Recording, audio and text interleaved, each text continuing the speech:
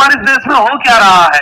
शिक्षक समाज के ऊपर आरोप लगते हैं, जब वो पेपर लीक के मुद्दे का जो है विरोध करता है तो उस पर लाठीचार्ज हो जाता है, किसी के कोचिंग संस्थान पर ताला लगा दिया जाता है, यहाँ पर टीचर को जो है दो कौड़ी का बता दिया जाता है, किसी अध्यापक की कोचिंग के बाहर जो है फायरिंग हो जाती है, दो गुट आपस में लड़ लेते हैं। हमारे राजस्थान में भी शिक्षा जगत के चहेते सुभाष जी चारण को भी धमकी मिल जाती है। यहाँ पर जो योग्य व्यक्ति है वो सड़कों पर है और जो अनपढ़ है वो देश चलाने की बात करता है, कानून बनाने की बात करता है। इस देश में एक रेपिस्ट इसलिए बच जाता है कि किसी नेता या वो अमीर का बेटा है। यहाँ पर आज भी हम वोट जो है क्या जाति के आधार पर देंगे या क्षेत्र के आधार पर देंगे? आखिर कब तक होगा?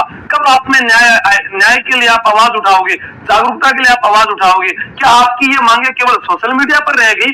तब भी आप क्या धर्म या जाति आधारित जो है वो राजनीति करोगे? इस देश के अंदर पढ़े लिखे होने के बाद भी लोगों को केवल धर्म और जो है जाति आधारित राजनीति के लिए प्रेरित किया जाता है।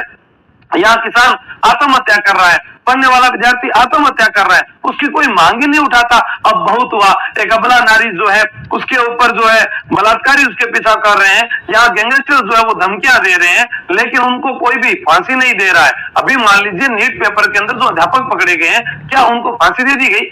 जिन्होंने बच्चों के भविष्य के साथ खिलवाड़ किया उन बच्चों को क्या है सजा दे दी गई?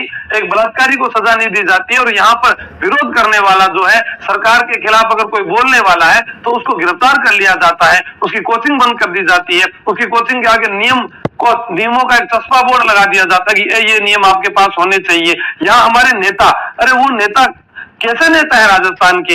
एक नेता हमारे पुलिस अधिकारी को फोन पर माँ बहन की पत्नी की गालियां तक दे रहा है और उसके बाद भी उस पर कोई कार्रवाई नहीं हो रही, बस रिपोर्ट दर्ज हो जाती है। एक नेता वीडियो बनाने के चक्कर में एक कांस्टेबल, एक ड्राइवर जो तपती दोपहरी के अंदर अपनी गाड़ी में बैठा हुआ नौकरी कर रहा है, उसमें भी कोई अधिकारी आके बैठेगा, वो पूरा अकेले दिन गाड़ी नहीं घुमाता है, उसको आकर कहता है कि आपका क्या पद है?